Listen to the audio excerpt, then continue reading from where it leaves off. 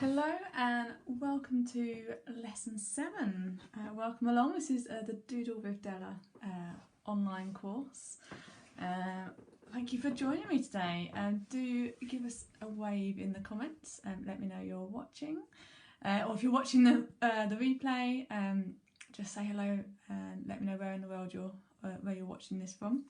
But yes, so welcome. I'm just going to set up here and give us a couple of minutes to let people arrive.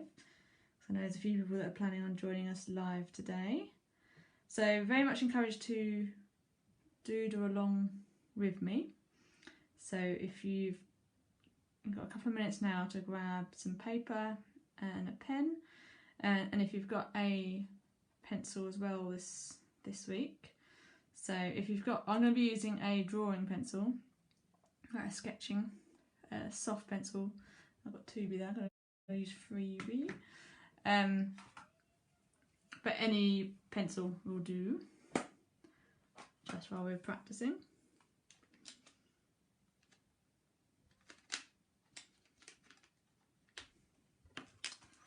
There we go. Let me just find. So if you've got any comments during while I'm doodling, do let me know. I'm just setting up my phone so that I can see your comments while we're just turn that down so you don't have to hear me twice. Hello, right. Oh, let's set that up. Hi, Sarah. Oh, 2 Sarahs. Hi, Sarah and Sarah. Thank you so much for joining me. You're very welcome along. So yeah, this is week 7 of this course. So if you've been following along, back at week 1, so each week there's been a free worksheet to download off my website. So this is grid number 7. So each grid works in the same way. So the challenge is for the blank squares in the middle is you combine the doodle on the left and the doodle on the top, and take elements of each to combine into a new doodle into the blank square. And then the same for these. So it's up to you whether you take 2 doodles to make each square, or whether you do it progressively and do 2 for 1. And then by the time you get to the 4th one, you're combining all 4 doodles, which is quite challenging on these ones. Some of the earlier grids have got simpler doodles, so yeah, that might be possible, but this does get more difficult. And then next week is lesson 8, which is our final lesson. So yeah, we'll be having a little graduation celebration next week. Excuse me, I've got a frog in my throat.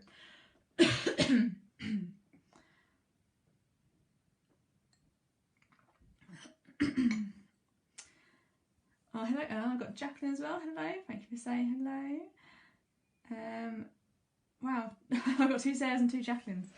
I'm sure that's a record. Excellent. Well, welcome along. If you've got your paper and a black pen, ideally. I use these Unipin fine liners, which are my favourite ones to use. They come in a range of thicknesses. So this is 0.2, and I have a selection here. So I'll go up to 0.8, thicker one if I want to colour in sections like these eyes, or the thinner ones if I want some more delicate work. I'm not sure quite why my voice has gone. I apologise, I might be doodling more than talking today. Hopefully it will calm back. So as ever, I've never decided on the names for these. So yeah, if you want to let me know any ideas for names, do put them in the comments. I think I've already named one worms already, but this looks like worms again, doesn't it? And this one reminds me of, you know, the crystals you get inside rocks. I'm sure they've got a proper name, where they're cut open and you can see all the different layers of beautiful crystals. And I know my sister used to collect them. I used to like enviously look at them on her side in her bedroom. Yeah, so right, what should we start with? Let's start with the wiggly worms.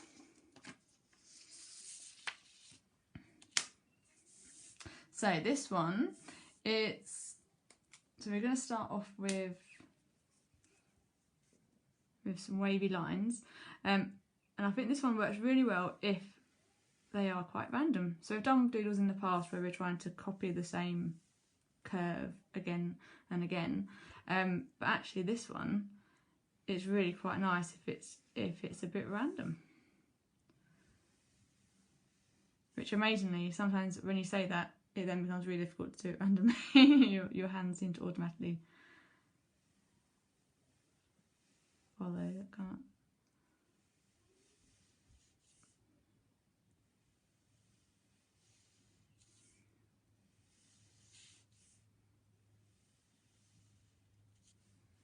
So yeah, do a series of wiggly lines. Try and keep this. So I'm keeping them in pairs. So I'm keeping quite a lot of white space in between them this time. And then for the lines in between each one, they're slightly curved. I'll bring that back in so you can see that. So they're slightly curved in one direction, so like little happy faces, and the next one is sad faces going down. So I'll add a couple of these in so you can see.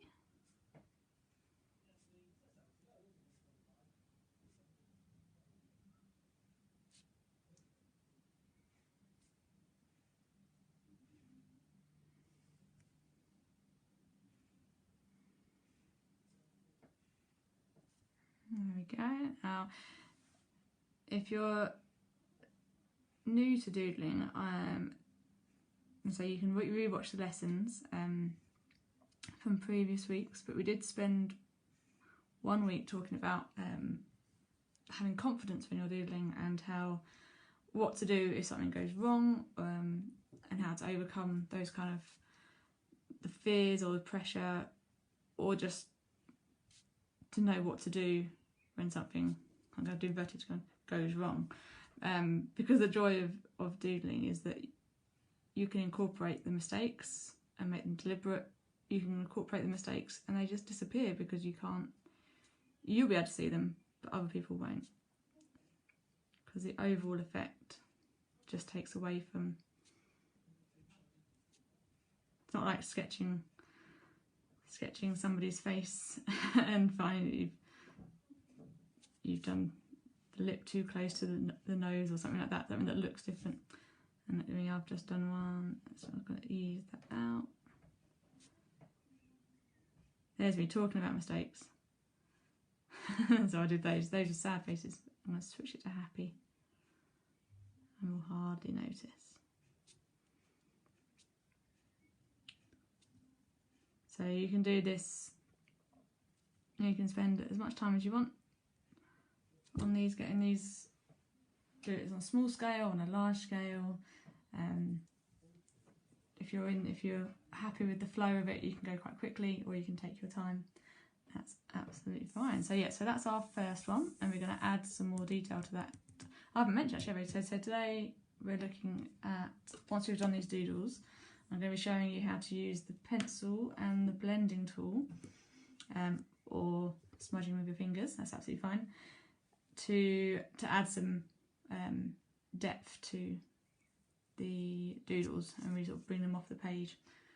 So yes, so I've deliberately picked doodles that will work nicely in that. So the next one, let's have a look at this one. So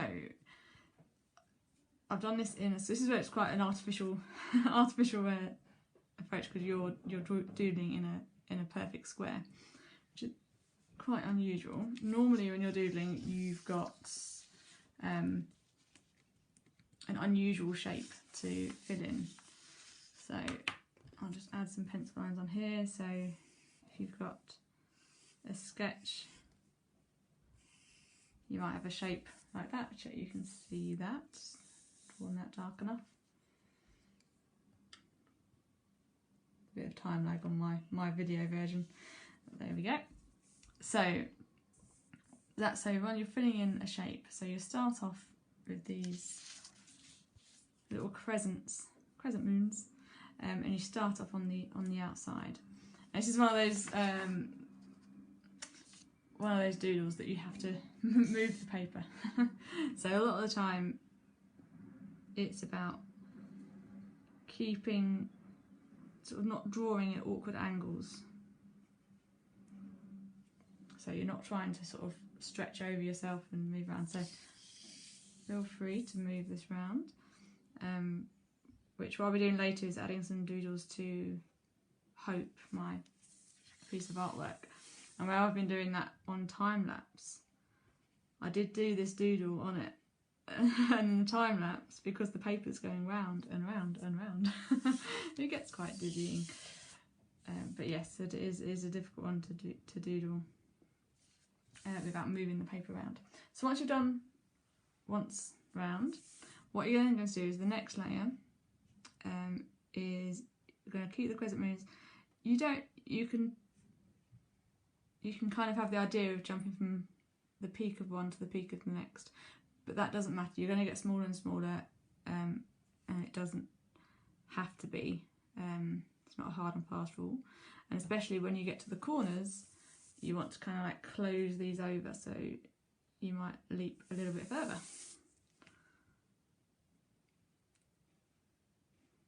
But again, you're building up layer by layer. You're not building up from one side and joining. You're going round and round.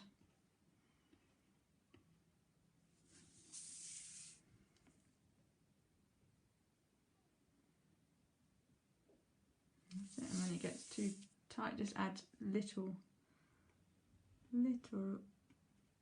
bumps and lines in, because that gives you that impression of the depth of it going further and further away. And then the lines get closer and closer together.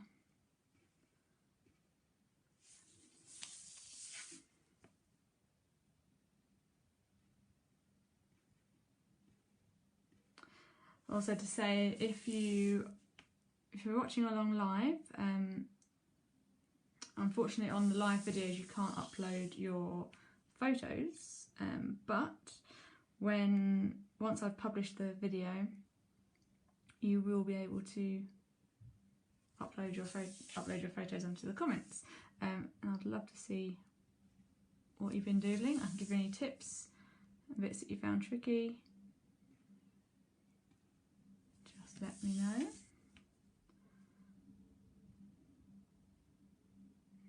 Okay, so now we start getting really squashed. So just keep going in the gaps that you have.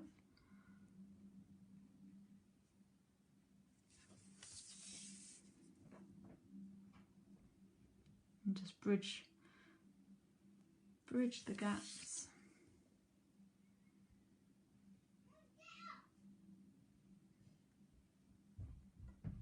Apologies if you can hear my children next door. They're in the next room. I haven't sent them to the neighbours. They're in their bedroom next door. And I think they're playing nicely, which can deteriorate into fighting quite quickly. Wonderful. So how do you get on with that one? If you've got any questions, do let me know. And I've got to look up the name of what those gem crystals are called. So the next one is this one, which is quite a sort of psychedelic grid. So it starts off as squares. So again, we've done a few doodles that are based on square grids. You want to keep them quite large squares because you want enough space to be able to work within them. I have a habit of going quite small and detailed. So it's more a note for me than for you. I'm going to remind myself, go quite large. So again, we've got the paper, comfortable angle for my hand to draw confident straight lines.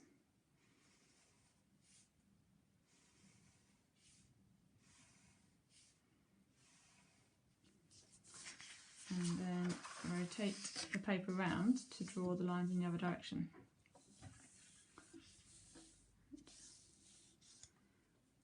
This one to fight against I've got the the frame we're holding the iPad for filming.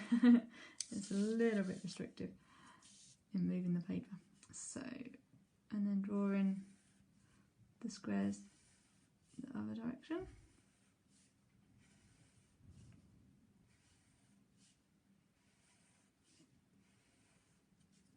Yeah.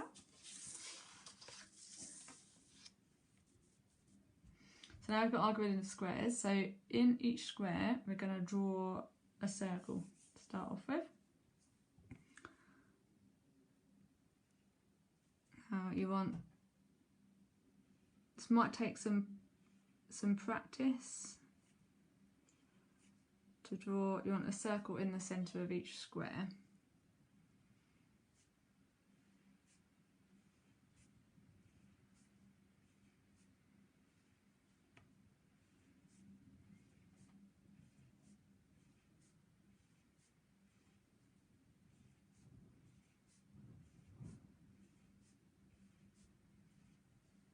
Might as well do the last row. The thing drawn is quite large in terms of quantity, so it's going to take us a while to catch up. As I say, so now we've got those circles. The next part of the doodle is to draw diagonal lines from each corner of the squares, to one corner to the other, but avoiding the circle. Okay, so you're going to draw and stop to allow for a circle. And I think good tip this is to do one line at a time, because that gives you that impression of, so you can draw from one circle to the next and just cutting through the corner of the square.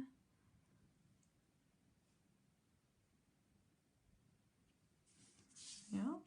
So don't worry if you're not drawing a straight line because of the shape and the angles of your squares or your circles.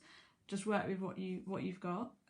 Join each corner with the circle, and you'll still get that same effect. It doesn't have to be completely straight.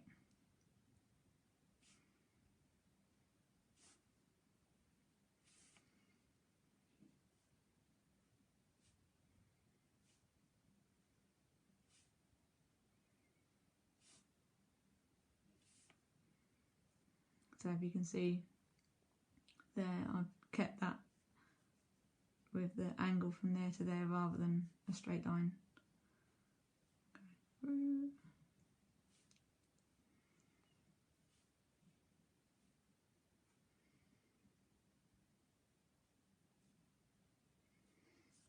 So I'll just do this side.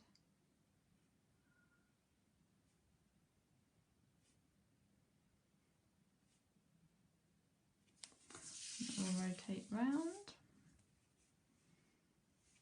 this way. So again, rotating so that you're repeating the same motion, but from a different angle on the page.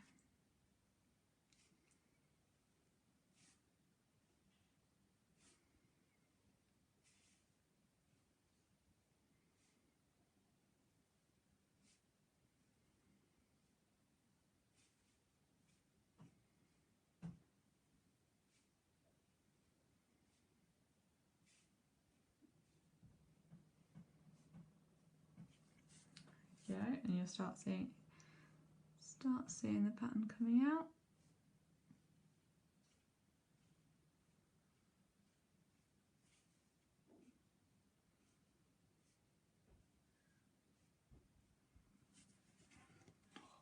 I've actually made a new pattern inside just by leaving the outsides blank. But yeah, so you can take your time and fill in the rest of those ones. So that's your pattern, and we're going to add some shading to that later as well, which will transform that one, which I'm looking forward to. So the last doodle we're going to look at in the pens is this one, which again I haven't got a name for it. Kind of, I don't know, like dragon eyes, kind of reminds me of like those mystical beasts that have like two eyelids. Is that mystical, or is there a real life animal? I can't remember. That have open, horizontal and vertical. But yeah, so again, this needs, so it starts off in a square grid. It needs to be quite big squares, because we want to add quite a bit of detail to them.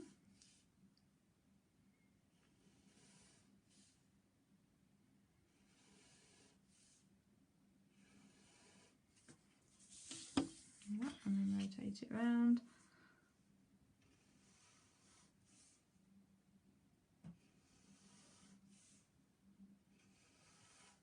There we go.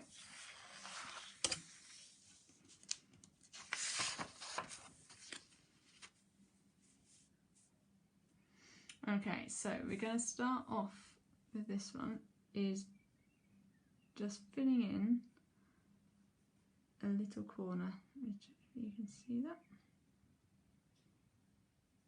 So just colouring in from the corner, just making a little curve, and then we're going to do the same in the opposite corner.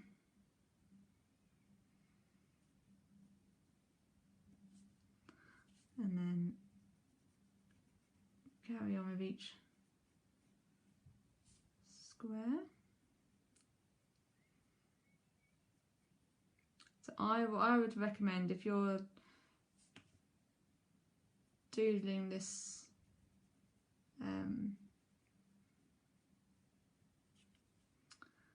so if you're doodling a repetitive pattern like this over each square, I would recommend doing the same task for each square in one go. So just so that you're, unless you get bored of it, then you can change. But it just gives you that time to sort of mentally switch off, because you're just focusing on one task, one thing that you're drawing, one angles, one pressure, that kind of, well, that decision process is out of your mind. You just, one simple task to do at a time. And it also helps you be, more consistent, because I think alternatively, if you did one square, finished it off completely, and then started the next square, like, things change and evolve, you change your mind and do things slightly differently. It doesn't look as consistent. So I say, to do every step on all the squares each time. I might just reduce it to just doing a couple, just so that it's a little bit quicker for the video. So next off, we're going to draw a sweeping curved line from one corner to the next, and then one going the other way. Okay, so so the bigger sort of curve you do will determine on how big the eye in the middle is.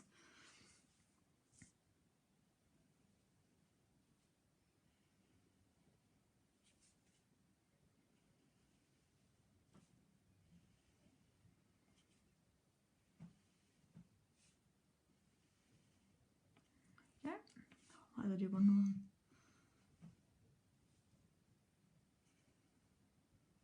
Okay, and then what we want to try and fit in, I've managed to get 2 lines in between these. So depending on how large you've done it, you might be able to get 1 line, or you might be able to get 3.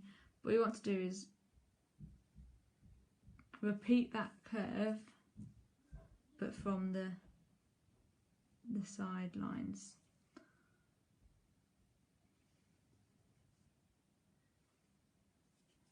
Like that, and it just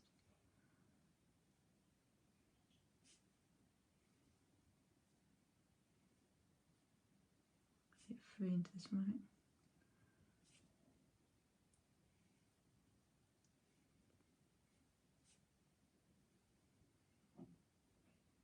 So depending on how much space you've got.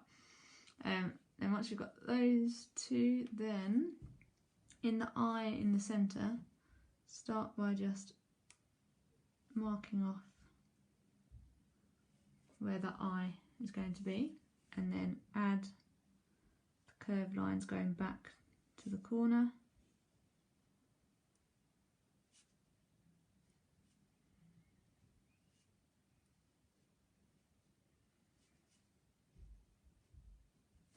Now, as I said earlier, this is when I would switch to a thicker pen just to save time, and colour in that centre section.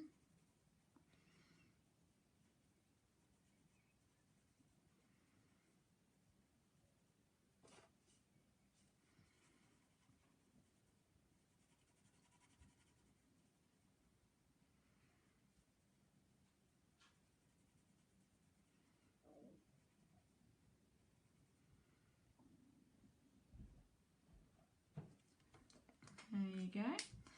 And then if you repeat that for the other ones.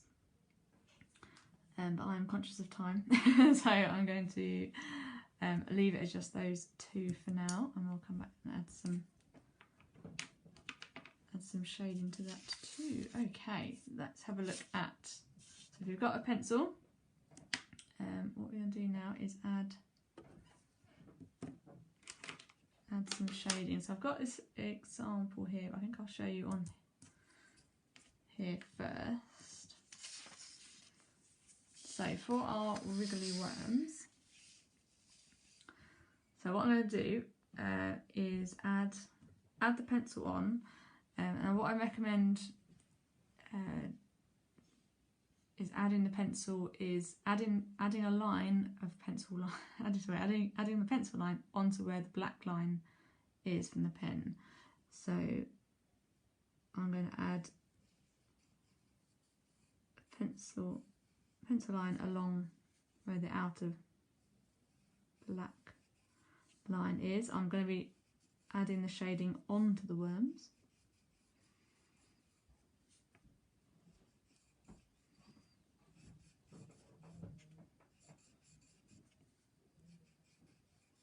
So depending of, so what you can do if you've got just a normal pencil, and you know it doesn't smudge, you can test it out if it smudges nicely on the side.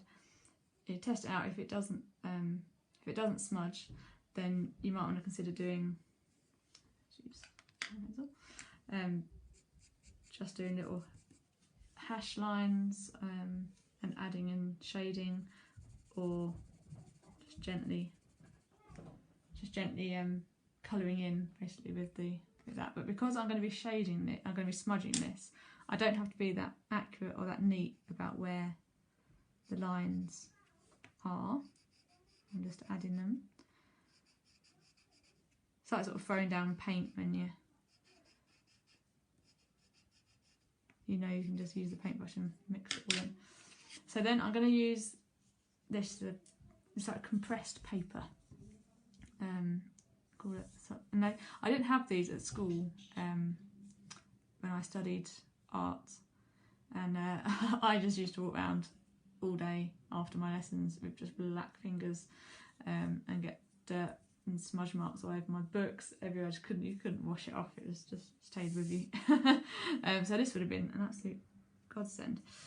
So, and basically you can just push it into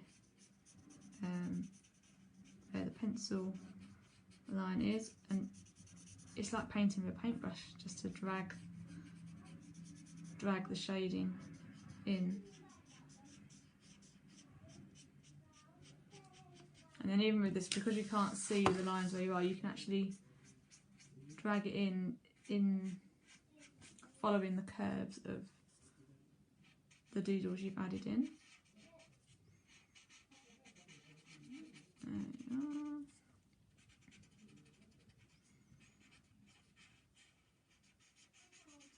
And then once you've done a few with this, it kind of has the pencil colour on the end, and you can actually just take it into to new areas and add some. So what I've done is basically I've put the shade on the parts of the curves that curve the concave, I think, rather than concave. On the bulbous bits. That's the technical term.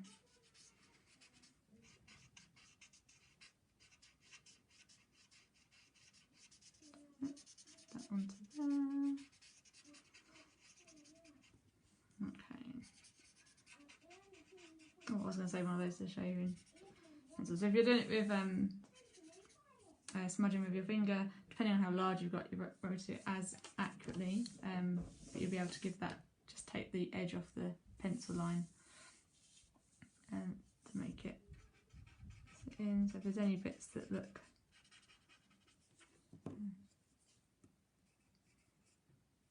you can go back and fill in any bits that look like they've been drawn and shaded. Because you want it to look smooth. There we go. So you get that 3D effect. It really makes the white in between pop. Are they coming out? So for this one, what I'm going to do is I'm going to add my main layer of shading is going to be after the first one. I probably won't be able to do it all. I'll just do a few to show you. So the first layer is going to stay brilliantly white, and then just behind the curve, the first layer, I'm just adding the shading. Not fussed about how far the shading's going onto the others, it doesn't matter.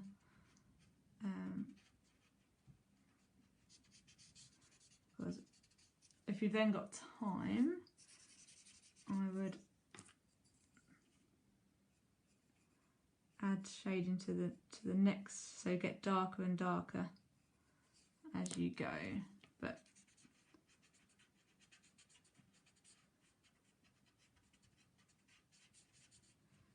chances are you won't get time to do that. And then once you get into these bits at the bottom, you want the middle bit to be quite dark, so you can add quite a lot of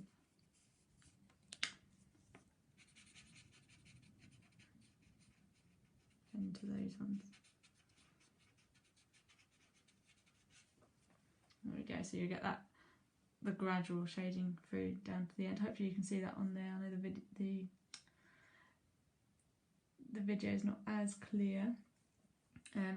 I'll take some close-up photos of those to show you afterwards. And obviously when you do all the way around, it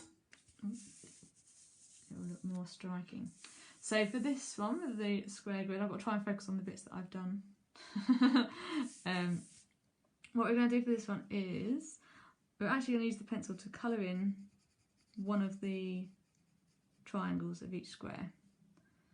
And the best thing to do with shading is because you're assuming that a light source is coming from the same side, is that you repeat the pattern of wherever you put the dark shading, you repeat it for everyone. So I'm going to colour in all of those. Just do a few. And then I think I've probably got enough. So I don't think you could do it. So I think if you're doing this with just pencils, what I want to do is a lighter shading on top. So do a lighter colouring, or if you've got the blending tool, you've probably got enough shading already on it from previous projects just to add shade to another section. So you can choose whether you do top and bottom and leave one side white, or you can do two white and one two shaded.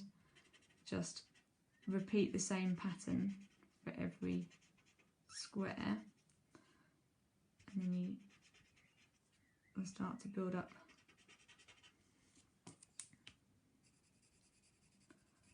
that 3D effect. It looks like little pyramids with flat tops. Excellent. And then for the eyes, so I've been quite excited about doing these eyes. So I think the best way to put the shade will be to be underneath these eyelashes, and I'm going to go quite dark with it. So I'm going to go quite dark on one side and then light on the other.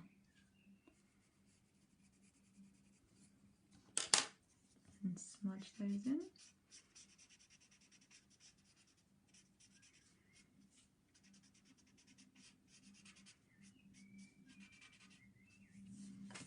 Yeah. And then you can add a little bit of shade after, depending on how large you've done the squares. You can add a bit of shade on the folds going further back. I would keep the two lines directly around the eye brilliantly white. That's your focal point, the contrast between the black and the white on the eye. It's quite striking. Excellent. Wonderful. Yes, I'd love to see how you get on with those. Do share your photos once you've completed them. If you've got bits like mine that you need to go back and fill in, please do. So next we're going to have a look at Hope. Oh, let's bring her in. Here she is.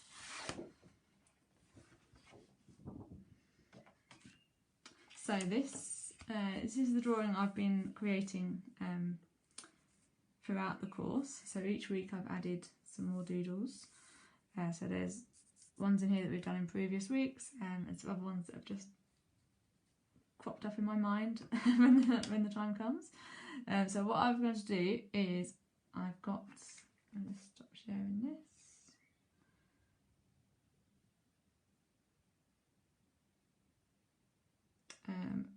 I've got a example to show you. So Jackie, if you're still watching,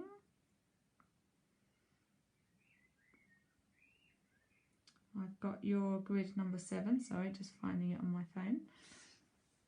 There we are, so you can see that. So this is, so once you've completed your worksheets, take a photo and you can share it on my page, and I'll add it to the gallery on my websites. So yeah, so we're going to have a look at recreating one of her interpretations of the new doodles, and I think I'm going to go for this one. Okay, so we've got the curves of the crystal gem looking down into the dragon's eye. I just need to find a nice big-ish section to add it to. Bear with me. I think I might go for this bit along here. Long and thin, but I think it'll work well. Oh, actually, oh no, I've got that one. I was always when you get to this stage, when you've got lots of doodles and you're finding spaces, I think my biggest challenge is finding ones, not putting two doodles the same next to each other. So I was going to do that as a nice space there, but it's got that one next to it.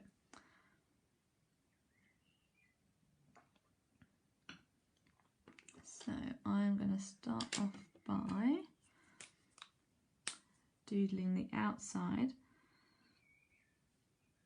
I'm trying to say this one.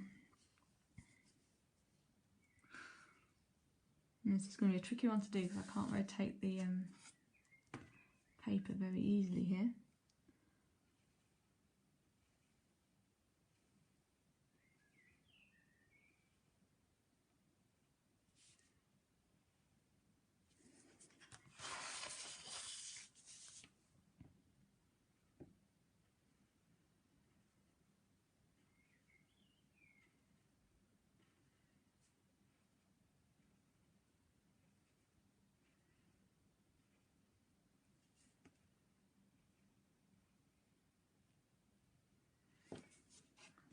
Looking forward to having this piece of artwork finished and framed on my studio wall before too long.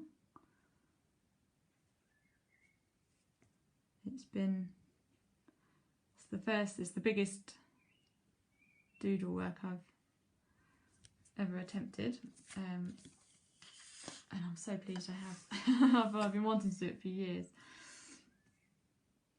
Right, so start another layer here.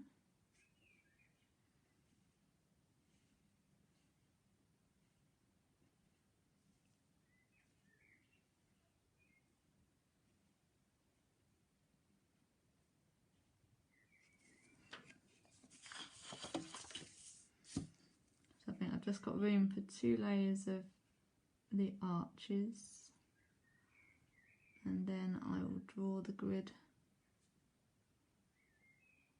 inside. I think this has all got to be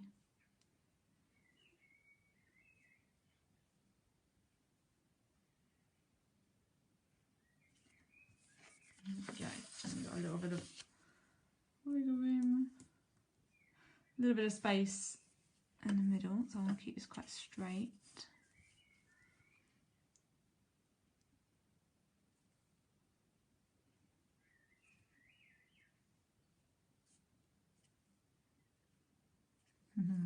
So where we've been working on doodles in squares or on plain paper where I can just doodle to the edge, what is an interesting part of the doodle is working out what the doodle would how far the doodle will go, and drawing in. It's kind of like a jigsaw puzzle in your mind, because you're trying to guess. Like when a spiral goes round, it's like, where does it come back in? Like where should that, what bit goes where, to fill in the whole shape.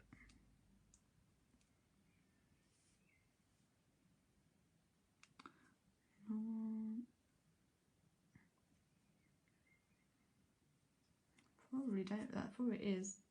There's a square, the next line's going to be there, so I think that's as far as I can go with that one. Right.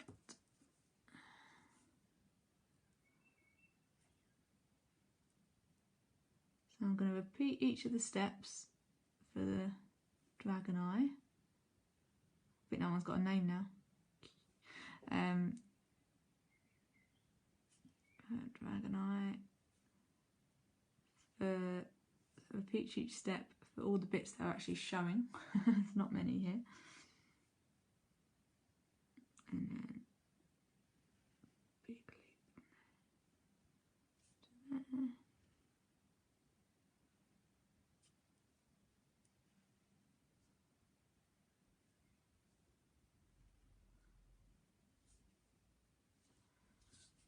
And then adding in a couple of lines.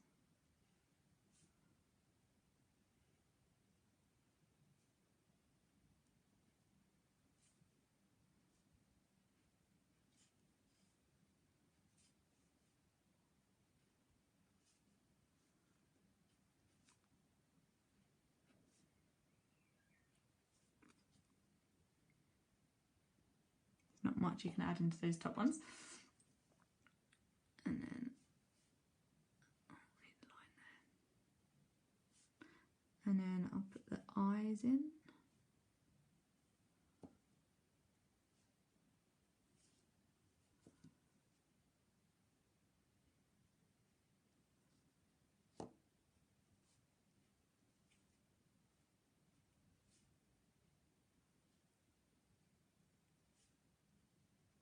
And the line's going back.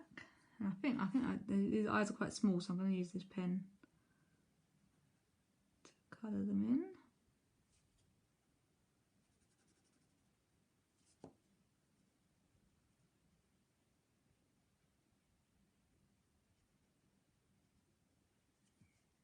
You notice I talk less when I'm doing the doodles on this.